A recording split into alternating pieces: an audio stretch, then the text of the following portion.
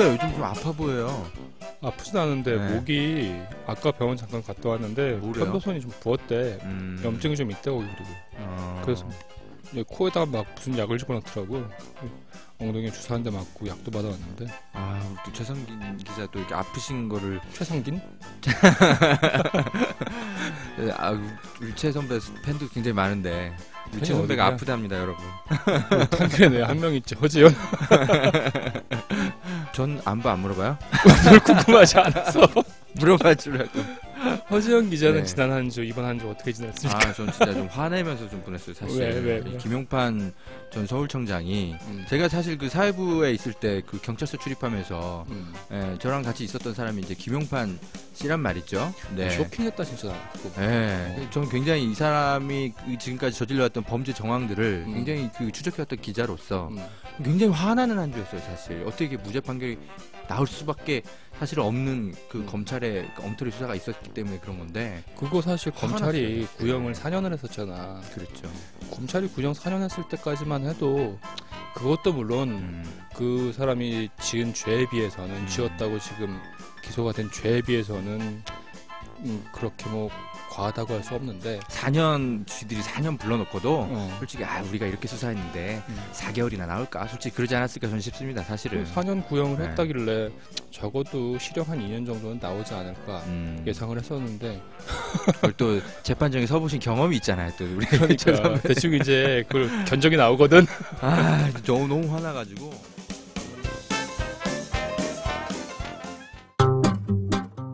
네, 한겨레가 만드는 토요일의 특별한 팟캐스트 토요팟 제6회를 시작하겠습니다. 저는 한겨레 토요팟 팀장 맡고 있는 최성진입니다. 네, 저는 팀장의 건강을 늘 염려하는 팀장을 제가 너무 사랑해서 허재현 기자입니다. 안녕하세요.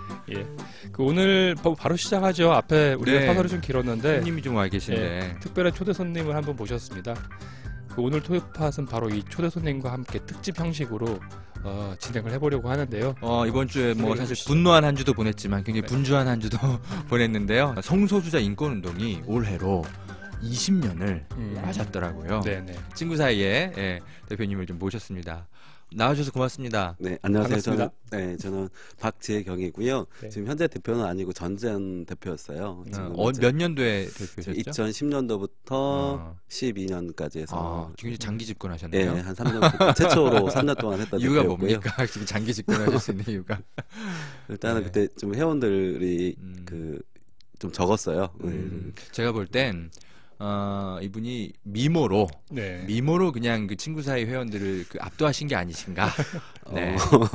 그렇진 않고요. 잘생기지 않으셨습니까, 이분? 네. 예, 친구 사이가 일단 저는 잘 모르지만 어떤 단체인지 궁금한 것이 친구 사이와 이 성소수자 인권운동을 이끌어온 두 축이 있다라고 한다면 한쪽에는 친구 사이였고 다른 한쪽엔 끼리끼리였다면서요? 좀 직접 설명을 좀 해주시겠습니까, 해주셨으면 박재경 좋겠네요. 대표님? 네, 1993년도에 김영삼 정부가 출범하면서 이제 시민운동이라든가 민주화 요구가 전체를 사회적으로 거세지면서 네. 이제 7명의 동성애자들, 근데 여기에는 실제로 한국인들도 있었고 이제 외국인들도 있었습니다. 그래서 이분들이 그 초록은 동색이다라는 의미를 가지는 초동회를 결성을 했고요. 초동회요. 93년도에 네. 그렇죠. 94년 12월 달에 결성을 했고 내부적인 어떤 의견들 때문에 바로 한 달 만에 이제 해체가 되면서 이제 1994년 2월 달에 네네. 한쪽은 게이들 중심으로 하는 친구 사이, 또 친구 한쪽은 사이지. 이제 여성 동성애자를 중심으로 해서 끼리끼리 지금은 한국 레즈비언 상담소로 이렇게 이름이 바뀌었는데 네. 그렇게 두 축이 이제 인권 운동을 좀 시작을 했던 그렇습니다. 친구 사이는 게이 인권 모임이고 네. 끼리끼리는 여성 동성애자 모임. 네. 그러니까 이분들의 역사를 참 제가 취재하면서 네. 참 느낀 건데 굉장히 참 고생들을 참 많이 하셨고 그리고 정말 아무것도 없는 상황에서 그 단체를 참 만드셨더라고요. 근데 처음부터 사실 근데 이제 남성 동성애자와 여성 동성애자가 따로 단체를 결성하게 된 이유가 배경이 좀 있더라고요. 아 그래요? 네. 궁금한데. 취재를 해보니까 그게 제가 그러게. 친구 사이를 처음 만드신 분을 제가 만났어요. 진짜. 네. 지금 생각해 보니까 허 기자 말 듣고 보니까 어차피 이게 성적 지향에 대한 차별을 이제 개선을 해나가겠다고 하는 그런 모임이라고 한다면 뭐 성소수자 뭐 인권단체 뭐 이런 식으로 네. 함께 시너지도 함께 한다면 시너지 효과도 좀 있을 수 있을 텐데 왜 따로 그러니까요. 그래서 이제 그분 이제 그 예전에 이제 초대 대표님의 설명을 들었는데 이제 그분의 이제 말씀의 표현은 그랬어요. 그러니까 네. 사실 그 초동에 자기가 나가봤는데 그 거기 이제 모여 계신 레즈비언 이제 여성 동성애자 분들이 약간 좀 무서웠대요. 그러니까 그 레즈비언 분들이 약간 특징이 있습니다. 약간 굉장히 좀 보이시하고 약간 좀 터프하세요. 그리고 근데 그분들은 약간 성 정치학이나 이런 것들을 막 학습하신 분들이었다고 하더라고요. 그 대학이나 이런 데에서. 그러니까 가부장제의 문제점이라든지 뭐 여러 가지 성적 차별, 억압 뭐 이런 거에 대한 게 학습이 굉장히 되어 있으신 굉장히 약간은 이제 그냥 일반인이 보기에는 약간 좀 다가가기가 좀 무서운 여성들이었던 거예요. 그래서 약간은 조금 이제 심리적으로는 조금 이렇게 가까이 하기 어려운 이제 그런 마음들이 좀 있었다고 하더라고요. 그 심리적으로 조금 위축이 돼 있을 수 있겠네요. 그러니까 그분들은 그러니까 처음에 친구 사이를 세우신 분들은 성적 지향만 그냥 달랐을 뿐이지 그냥 평범한 남성이었던 거예요. 그러니까 거기서 막 담배 피는 여성들이 막 나와 있고 그러니까 어머나 세상에 하고 깜짝 놀라신 거죠.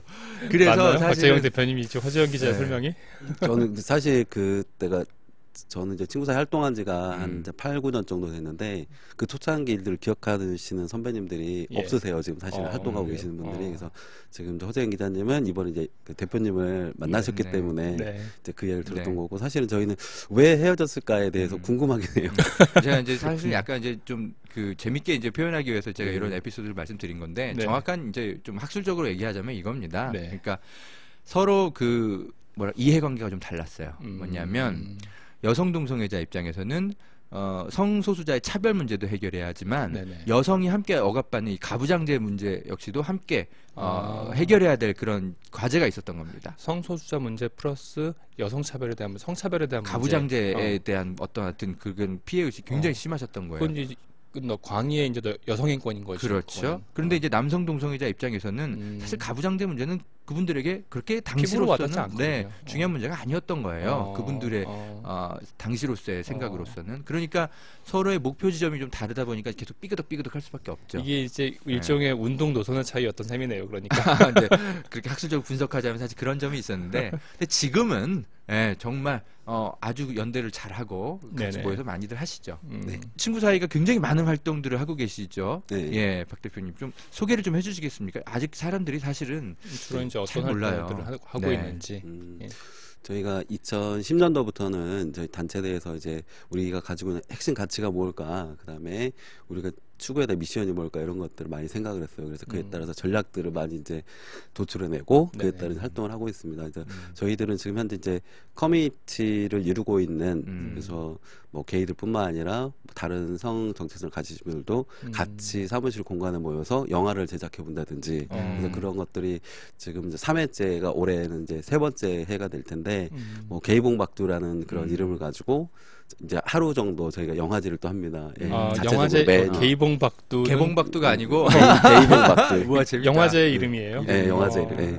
그런 것도 작업하고 있고 주로 그럼 거긴 단편 영화들이 출품이 되는 건가요? 그게 스마트폰으로 또 만들어야 돼서요. 요즘은 뭐 스마트폰으로 충분히 영화 제작이 가능하니까요. 네, 스마트폰으로 만들고 그래서 그런 것들을 아마 상반기 때 이제 진행을 할 것 같고요. 2014년 올해 상반기요. 네, 그리고 이제 여러 가지 연대 다른 성소수자 단체들 또는 기타 다른 인권 단체들과 함께 또 여러 가지 인권 이슈에 대해서는 뭐 제도적으로 또 연구할 것도 연구하고 같이 연대에서 싸울 건 싸우고 이런 활동들 하고 있고요.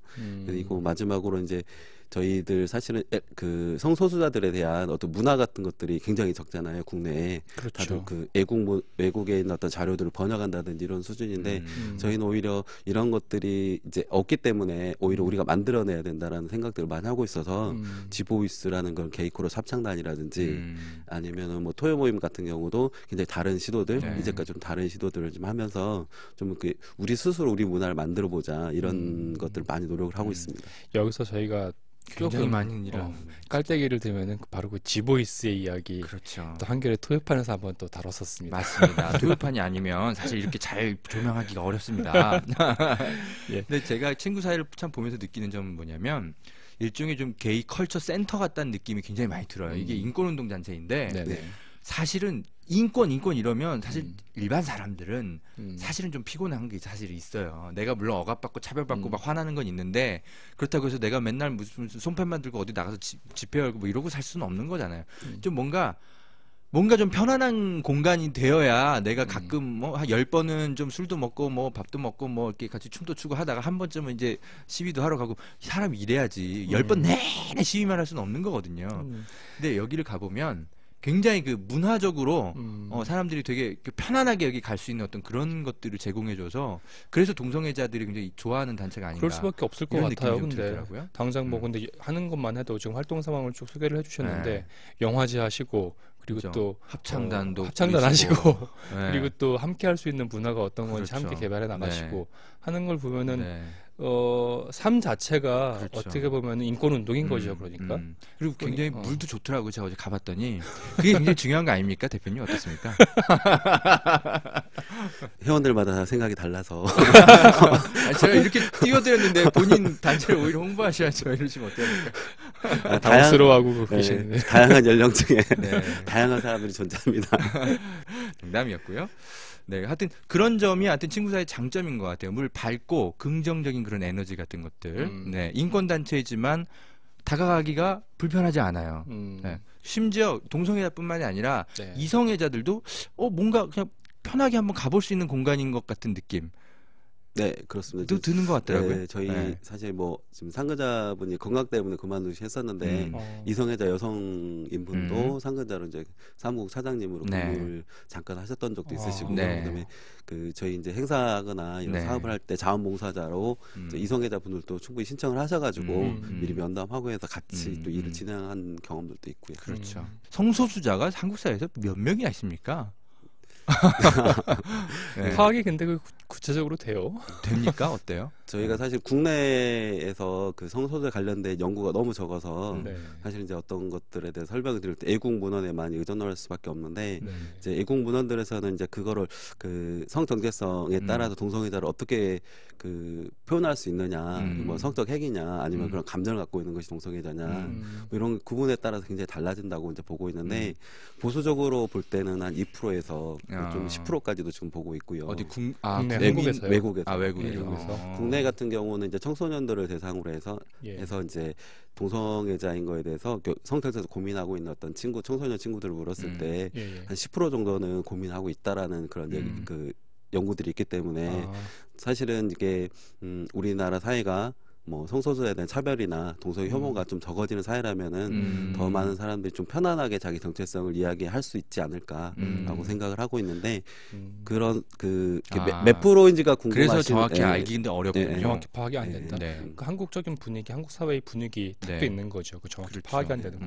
저희들이 생각하는 것들이 네. 그러니까 우리 사회에서 사실은 이렇게 그 성소수자 과연 몇 프로냐라는 그런 질문들을 이렇게 많이 이제 언론에서 해주시는 적도 있고 예. 그리고 실제로 동성애 혐오를 적극적으로 드러내는 집단이 사실 있잖아요. 그렇죠. 그분들이 이제 하는 얘기들은 그분들은 조금 더 엄격한 잣대를 대서 1%도 안 된다 이런 얘기를 많이 근거로 제시를 숫자의 문제는 네. 아니라고 봐요. 숫자의 문제로 그렇죠. 이렇게 하시는 분들의 그 말하고 싶은 거는 정말 소수다. 그리고 다수의 국민들 이성애자다라는 이런 얘기를 강조하고 싶으셔서 자꾸 이제 그런 걸 언급하면서 우리가 사실은 저도 학교 다닐 때 민주주의는 다수결의 원칙이다 이런 얘기를 많이 들었어요. 그렇죠. 예, 그래서 그렇죠. 다수가 원하면은 그것이 진리이고 사실이고 뭐 상식적인 거다 이렇게 했는데 과연 저도 이제 제 정체성을 이제 확립하고 그리고 제가 게이라는 걸 알게 되면서 느꼈던 거는 과연 그러면 소수의 의견을 무시하는 것이 과연 민주주의일까 이런 고민들을 하게 됐어요. 근데 그런 걸 생각한다면 그 우리 사회의 다양한 사람들,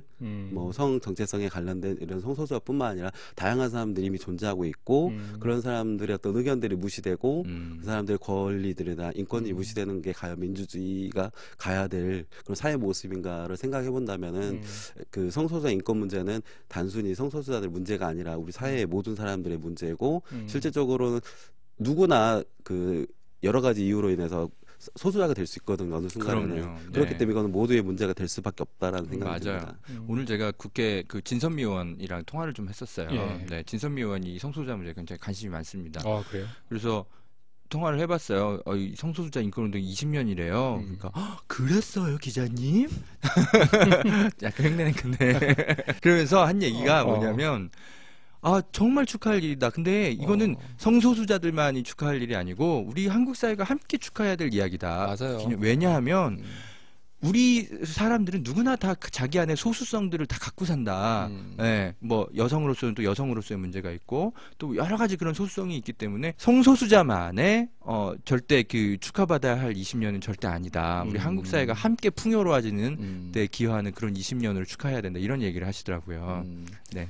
여기까지예요. 네. 중요한 말이었던 것 같아요. 그 진선미 의원 멘트도 네. 말씀도 좋은 말씀이었고 또 방금 박지경 대표님께서 말씀해주신 내용도 전 중요하다고 네. 좀 느껴졌던 것이 성소수자가 몇 명이냐 이분들이 뭐 국내 전체 인구의 10%든 20%든 뭐 어쨌든 그래도 뭐 상대적으로 소수겠죠. 나머지 90%나 80%에 견준다면은 근데 그렇게 10%든 20%든 그 규모의 문제가 아니라 우리 한국인 가운데 우리 동료 이웃 가운데 성적 지향이 단지 다르다는 이유만으로 차별받는 사람들이 다 그 정말 고작 한 명이든 두 명이든 있다라고 한다면은 우리 한국 사회는 그 한 명이든 두 명이든 이유 없이 성적 지향이 다르다는 이유만으로 차별받는 그 사람들과 함께 싸워줘야 되는 거 아니냐 그런 말씀을 하셨다는 네. 측면에서 중요한 말씀이었던 네. 것 같아요. 저는 같이 언론인들도 네. 사실 저는 그런 생각이 들어요. 대표님 어떻게 생각하실지 모르겠지만 언론인들도 좀 공부를 좀 많이 해야 된다고 생각해요. 그래요, 많이 해야 돼 진짜 우리.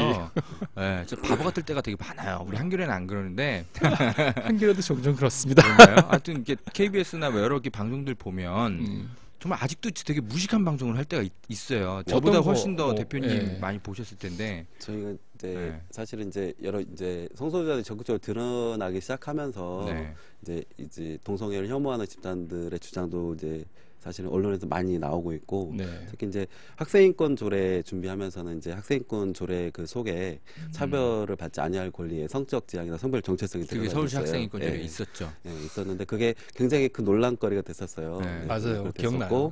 그 한겨레하고 경향을 뺀 나머지 모든 언론사에서는 뭐 굉장한 사설들이 굉장히 많이 나서 사실 그걸 보면서 동성애를 아직도 뭐 동성애나 아니면 성소수자에 대해서 이걸 찬성한다 반대한다 논리 뭐 찬반의 논리 허용할 것이냐 불허할 것이냐 이런 논리들을 이렇게 많이 하셨고 특히 뭐 최근에 와서는 종북게이 같은 그런 언어들도 등장하고 그건 좀 새롭다. 그 부분 관련해서 제가 직접 겪은 에피소드가 있는데 하나 얘기해도 돼요? 뭐 제 허락을 뭐 굳이 뭐. 네, 뭔데요? 오늘 이 주제는 허재현 기자가 뭐 메인 진행을 맡고 있는 거여서 제가 끼어들기가 좀 조심스러운데. 네, 끼어드세요. 뭐예요? 궁금하다. 그 학생인권 조례 말씀하시니까 2012년 1월달에 제가 어버이연합 갔을 때 이야기가 생각이 나는데.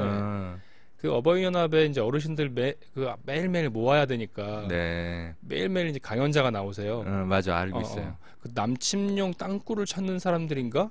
맨날 나와 진짜. 거기 단체에 무슨 김진철 목사님이라는 분이 있는데 그분이 나와갖고 괜히 이런저런 얘기 하는 거야 강연이라는 이름으로. 근데 그때 이제 광노현 교육감 시절이었는데 광노현 교육감이 그 추진하고 있는 학생인권 조례에 대해서 이 어르신들의 어버이연합 소속 어르신들의 경각심을 고취하려는 목적이었겠지만 어떤 이야기를 하냐면 갑자기 이제 그 얘기 학생인권 조례에 대해서 비판을 하면서 학생인권 조례가 공포되면 초중고생이 자유롭게 성생활을 할 수 있고 동성애를 할 수 있습니다. 자유롭게 아이를 낳을 수 있는 겁니다. 이런 말도 안 되는 얘기를 하고 더 나아가 빨갱이들이 10대에게 죽창 하나씩 쥐어주고 너희들이 어버이연합 어르신들을 척결해라. 이런 날이 올 수 있는 겁니다. 너무 황당하다 진짜. 이런 식으로 보수단체, 극우단체, 이거 사실 보수를 넘어서 극우단체라고 할 수 있는데 극우단체에서는 그 학생인권 조례를 굉장히 왜곡된 방식으로 수용을 하면서 그렇죠.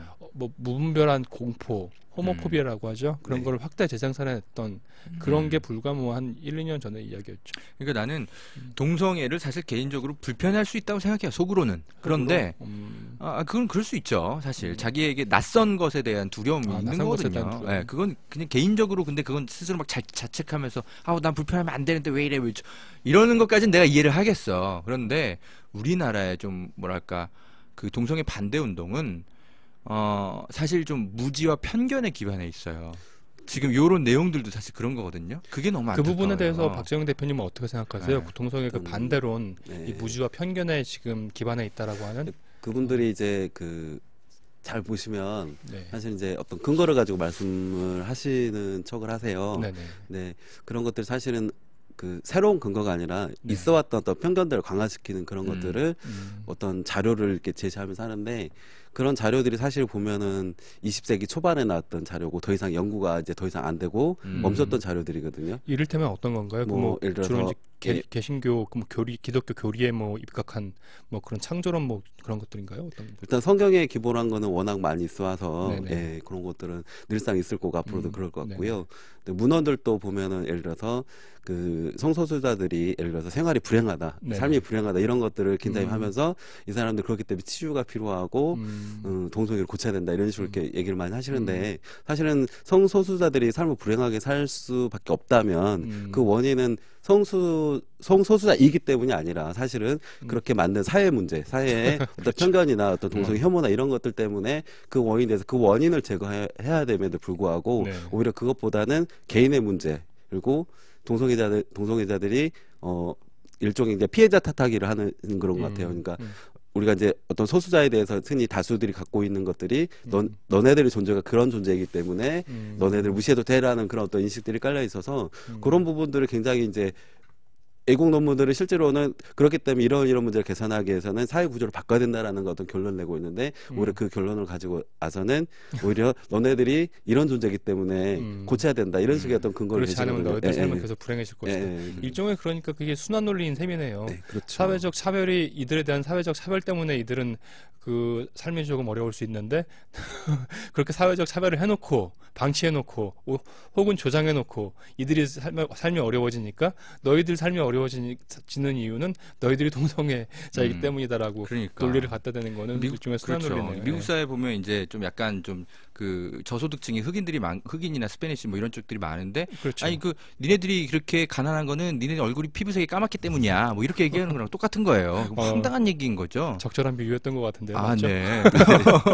그리고 또 하나 황당했던 건 얼마 전에 왜 SBS 인생은 아름다워 드라마, 네. 그거 한참 동성애 커플이 나오잖아요. 맞아요. 거기에 네. 굉장히 그 기독교 단체에서 막 광고 내고 막 그러는데, 내가 보면은 뭐 인생은 아름다워 여러분 틀어놓으면 여러분 아들들이 다 게이 돼요 뭐 이런 식으로 뭐 이렇게 보수 신문에다 일간지 광고 내고, 그러니까 굉장히 수준이 굉장히 낮은 거예요. 그 드라마 보고 동성애자 된다는 게 사실 어느 학술에 기반한 것인지 사실 제 기자로서 봐도 너무나 좀 황당하고, 그러니까 동성애를, 그러니까 결론을 얘기하면 동성애를 속으로 불편해할 수 있다는 건 내가 인간적으로 이해는 되는데, 자기의 그 불편함을 누군가에게 설명하기 위해서 말도 안 되는 학설과 무지와 편견에 기댄 이상한 학설들을 가지고 와서 설명한다는 거죠. 그러니까 우리나라의 그 동성애 반대 운동의 수준이 좀 업그레이드 됐으면 좋겠어요. 제발 좀.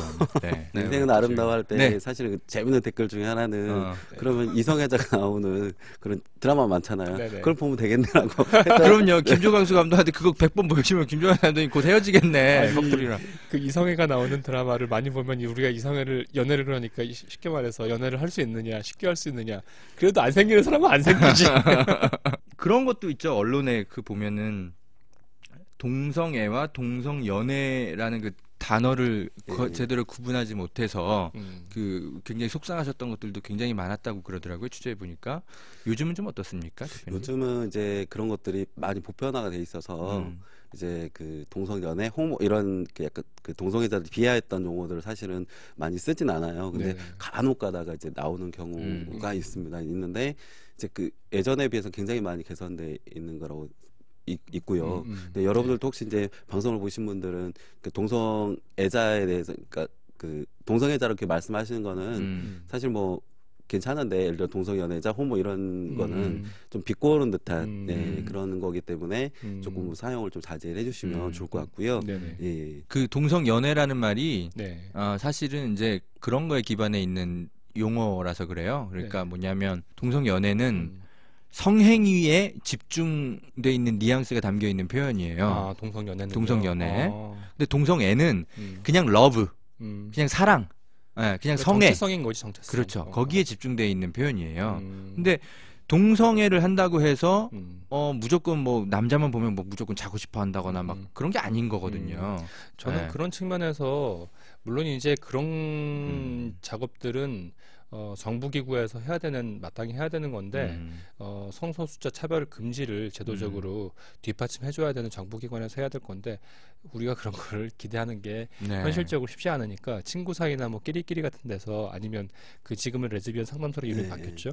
이런 데서 한번 회원들과 자발적으로 만들어봐도 좋을 것 같은데 성소수자 차별 금지 사전 같은 거 한번 만들어봤으면 어떨까 싶어요. 이런 거 그래서 이제 동성애 설명해서 이제 하고 동성 연애는 뭐 동성애에 대한 뭐 그릇된 설명이다 이런 식으로 쭉 그 네. 용어 사전을 하나 쭉 만들어 놓으면 네. 그런 거 이게 수차례 만들어 오셨어요, 사실. 네. 네. 10년 그런가요? 넘게 네. 만들어 오셨고 전 다 봤습니다. 네. 그래서 무식해서 근데 죄송합니다. 참 그런 것들이 안 퍼져요, 진짜. 참. 예, 하여튼 그런데 제가 요즘 언론사들을 보면 사실 기사들을 보면 동성 연애란 표현은 요즘엔 많이 사라졌어요. 네. 그렇죠. 저도 그게 많이 하나의 봤어요. 성과인 것 같아요, 사실은. 예. 그럼에도 불구하고 이 동성애 반대 여론이 아직 많이 있죠, 한국 사회에. 네, 네. 좀 어때 보이세요, 그런 거 보면? 여전히 그 동성애자들의 어떤 삶과 그다음에 그 사람들이 살아가면서 느끼는 어떤 어려운 점들, 그다음에 그 사람들이 겪어야 되는 불편함들 이런 것들에 대한 어떤 이야기보다는 주로 동성애자들이 나올 수 있는 거는 김종광수님처럼 좀 유명한 분 기사 빼놓고는 예를 들어서 뭐 어떤 사우나라든지 뭐 찜질방이라든지 뭐, 소위 말하는 예, 퇴폐업소처럼 보이는 것들 그리고 인터넷상에서 어떤 성매매가 이루어진다 청소년들이 뭐 이렇게 하면서 계속 그 동성애자들은 굉장히 성적으로 문란한 존재들이고 그다음에 HIV 에이즈라든지 아니면 뭐 성병들을 퍼뜨린 존재다 이런 것들을 계속 언론에서 사실은 정기적으로 이렇게 쏟아내고 이렇게 나오고 있어요. 그래서 저는 이제 그 언론 기사를 보면서 그런 기사가 나오면 어떤 이슈가 또 나올 것 같다라는 생각이 좀 들어요. 이제 항상 그런 거와 맞춰서 돌아가더라고요. 그런 기사들이. 예측이 되는 이제 그 네. 시나리오 흐름이 네. 있다는 거죠. 네. 어느 사회를 가나 그러니까 이성애를 하는 분들이건 동성애를 하는 분들이건 일부 극소수는 약간은 좀 문란한 성행위를 하는 분들이 분명히 있어요. 네. 그거는 네. 개인의 인지 문제인 그건 거죠. 개인의 문제인 거예요. 근데 그런 일부 개인의 그런 문제를 가지고 그 성애 자체를 폄훼하지는 않는 거거든요. 그 집단 자체를. 그러니까 뭐 예를 들어서 용산역 앞에 뭐 어디에 뭐 이렇게 이상한 그런 성매매 업소를 갔어요, 누가. 네네. 예? 네. 그렇다고 해서 야, 저런 사람들이 있어서 이성애가 문제야. 이렇게 얘기한 적 단 한 번도 없잖아요, 사람들이. 그렇죠. 그런데 동성애자들이 그런 업소를 가면 야, 동성애는 진짜 문제야. 이런 얘기를 한단 말이죠. 이건 이상한 얘기인 거거든요. 여전히 근데 이제 그런 그릇된 인식이 많이 한국 사회에 그렇죠. 뿌리가 그건 그냥 내리는 개인의 거죠. 문제인 거지 성애의 문제가 아닌 거 맞죠? 그렇죠. 네. 저 정말 제대로 취재하지 않았습니까? 네, 잘하셨어요. 이제 실질적으로 이제 남성 동성애자들, 게이들은 그 안전한 성관계에 대해서 굉장히 좀 이렇게 고민을 많이 하거든요. 네. 서로 네. 이제 그런 문제에 대해서 서로 함께 고민하고 네. 토론하고 하는 그런 문화가 오히려 이성애자들은 없어요. 맞아. 뭐 굉장히 이기적인 사람들도 많고 네. 무지한 사람들도 솔직히 많고 그리고 그런 이야기 하는 거에 대해서 왠지 좀 그렇죠. 부끄럽게 생각하는 우리 그런 MT 가서 그런 얘기 분위기마저도 좀 많이 합시다 이제. 그런 이야기는 필요하죠. 동성애를 음. 하는 사람이든 아니면 이성애를 하는 사람이든 마찬가지인 거죠. 네. 네. 네. 지난해 말 왜 서울 마포구청에서 음. 커밍아웃 문화제 무지개 행동이라고 있어요. 음. 그 성소수자 차별 반대 행동 네, 운동을 그런 게 하는 있죠. 무지개 네. 행동에서 커밍아웃 문화제 열겠다고 뭐 대단한 거 빌려달라는 것도 아니고 홍대 앞에 서울 홍대 앞에 왜 야외 무대 있지 않습니까? 네. 거기 빌려달라고 했는데 그때 했던 말도 참 기가 막혀요. 주민 화합에 지장을 초래한다. 그런 이유로 그 광장 사용을 불허했던 적이 있었는데 하여튼 이번 지방선거 참 잘해야 됩니다. 마포구청 주민 여러분. 예. 네. 친구 사이 등에서 20년 동안 또 끼리끼리에서 20년 동안 성소수자 차별에 대해서 정말 우리가 많은 어려움 겪고 또 굉장히 또 사실 많은 성과를 얻어왔죠. 그럼에도 불구하고 굉장히 아직도 가야 될 길은 먼 것 같아요. 이런 네. 것들 보면은. 이제 성소수자 인권 운동을 이제 20년 동안 쭉 해오신 분들, 20년 가까이 해오신 분들 이제 만나서 이런저런 얘기를 물어봅니다. 성소수자 인권 운동 20년 동안 그래도 해낸 게 있다면 뭐가 있다고 보십니까? 물어보면 그분들의 공통적인 대답이 하나 있어요. 뭐냐면 적어도 우리의 존재를 세상에 알렸다. 네. 우리가 살아있다는 것. 네. 이상한 존재들이 아니고 어쨌든 우리도 함께 사는 그런 사람들이라는 걸 알린 것 자체가 지금까지 우리의 성과인 것 같다. 이렇게 얘기를 합니다. 그게 왜 그러냐면 94년도 그 당시에 처음 생겼을 때는 동성애자라는 게 있는지도 사람들은 몰랐어요. 그러니까 그 동성애자들 사이에서도 서로의 존재를 모르고 지냈던 거예요. 나 같은 사람들이 있었나? 왠지 썬데이 서울 같은 이상한 그 잡지를 보면 이상한 곳에서 이상한 거 하는 사람들이 있다는데 이게 설마 이런 사람들이 나랑 같은 존재인가? 그럼 난 싫은데. 동성애자들 사이에서도 그런 불안감이 있었던 거예요. 그런데 지난 20년 동안 이성애자들도 성소수자가 뭔지를 어쨌든 뭔지는 이해하게 됐고 받아들이건 안 받아들이건 간에 그리고 성소수자들 가운데서도 우리의 존재가 이런 거였구나 라는 거 정도는 어쨌든 인식시킨 것 그게 그나마 그 20년간의 성과가 아닌가. 그거 되게 멋있다 그 말. 네. 가장 큰 성과가 뭐냐라고 물어보니까 그분 대답이 정말 탁월했던 것 같은데 우리의 가장 큰 성과는 우리가 존재한다는 사실을 알린 것이다. 네. 굉장히 멋있는 말인 것 같아요. 그렇죠. 어떻게 대표님은 좀 저도 보십니까? 이제 대표 끝나면서 회원들하고 이제 우리 저희 송년회 때 대표 쇼를 해야 되거든요. 그래서 이제 뭐 어떤 분은 이제 드래그를 하시는 분도 있고 드래그가 뭐죠?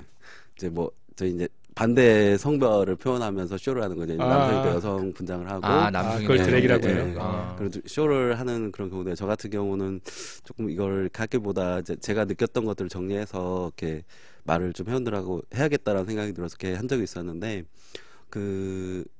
나를 드러내는 것, 나를 말하는 것이 사실은 이제 커밍아웃이긴 한데 그것이 가장 큰 용기가 필요한 작업이긴 하지만 그것이 사실은 그 성소수자에 대한 우리 사회 편견이나 동성 혐오를 몰아내는 가장 효과적인 방법입니다. 그래서 조금 더 그 방송을 들으신 성소수자 여러분들은 친구나 부모님, 그러니까 가족들에게 커밍아웃을 하는 것을 좀 고민을 좀 해주셨으면 좋겠고, 그다음에 이성애자인 분들은 내 친구나 내 가족이 커밍아웃을 할 수 있도록 조금 더 마음이 유연한 마음들 그리고 조금 더 인권적인 가치로 좀 세상을 바라보고 그런 것들을 대화해 주시면 주변에 있는 그동안 몰랐던 성소수자들이 슬그머니 고백을 하지 않을까 이렇게 생각을 하고요. 그렇죠. 대신 우리 이웃이 그리고 또 우리 가족이 직장이 뭐 어디든 다 있는 거죠 사실은. 내 주변에 있는 그 성적 지향이 좀 달라서 고민하고 있는 분들이 커밍아웃을 할 수 있게 도와주고 뒷받침해주고 그리고 함께 싸워야 될 때 싸워주는 건 필요하지만 그렇다고 커밍아웃을 또 주변에서 막 강요하거나 그렇게 해서는 또 안 되는 거죠. 우리 여기 있어요라는 걸 알리는 그 작업이 참 20년이나 걸렸다는 게 사실은 좀 한국 사회에 뭐 성소수자 인권 운동의 성과이면서도 사실은 한국 사회에 참 슬픈 단면을 사실 보는 겁니다. 네. 근데 그런 생각이 들었어요. 스무돌이 또 약간 좀 특별한 의미도 갖고 있는 게 한국 그 사람도 20살이 되면 이제 성인이 되잖아요.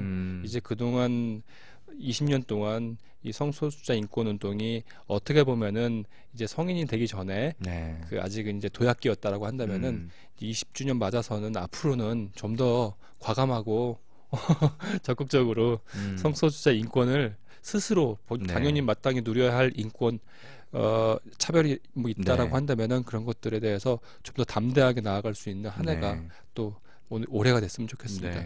사실 동성애나 성소수자들이 우리 사회 갖고 있는 의미는 그게 비가시적인 존재였다는 거 사실 그건 맞습니다. 그렇지만은 이들한테 권리가 없었던 건 사실 아니었거든요. 이들은 항상 권리 주체로서 당연히 존재해 왔고 인간들은 충분히 존중을 받았어야 마땅했었습니다. 근데 이것이 분명히 있었는데 이것이 없었던 것처럼 보였던 거예요. 그래서 이제 막 입법화 시도를 하고 제도권 속에서 이게 제도화하는 그런 과정이 있는데 이것들을 계속 누군가가 막고 있어요. 그것도 합리적이지 못한 이유로 막고 있기 때문에 이런 것들에 대해서 제동을 걸으려면 이런 합리적이지 않은 목소리에 대해 제동을 걸려면은 성소수자들도 열심히 노력하겠지만은 그 동성애 혐오를 드러내지 않고 나는 성소수자와 동성애 혐오하는 그 집단 사이에서 정치적인 중립을 지키겠다고 하시는 분들 꽤 있어요. 자기를 진보라고 자처하지만 중립을 지키겠다고 하시는 분들이 있는데 이렇게 혐오나 동성애 혐오나 차별이 강력한 사회에서 침묵은 사실은 그 중립이 아니라 그 동성애 혐오의 편에 서는 거거든요. 그래서 그런 합리적이 못한 그런 어떤 목소리, 그런 주장에 대해서는 그것이 잘못됐다. 네. 어떤 근거로 그런 얘기를 할 수 있는지, 그런 목소리는 멈춰져야 한다는 것들을 많이 말씀을 해주셔야 그렇습니다. 이 사회가 변할 거라고 저는 생각이 네. 듭니다. 좀 구체적으로 하여튼 좀 제가 그 말씀드리면 동성애 사회에서 지금 가장 그 해결해야 될 문제가 이제 군형법 개정 문제가 좀 있고요. 또 차별금지법의 제정 문제, 그리고 청소년 성소수자들의 학교에서의 차별받지 않을 수 있는 교육, 예, 예. 뭐 이런 것들 문제들이 좀 남아 있습니다. 그런데 지금 차별금지법이 뭐 제정해야 된다라는 말이 지금 한 5, 6년 전부터 나왔는데 아직까지도 지금 국회에서 지금 그냥 표류하고 있거든요. 네. 차별금지법 제정을 하려고 했던 게 이미 뭐 5, 6년 전이 아니라 한 10년도 넘었죠. 참여정부 출범 직후에 2007년도에도 구체적으로 있었고요. 네.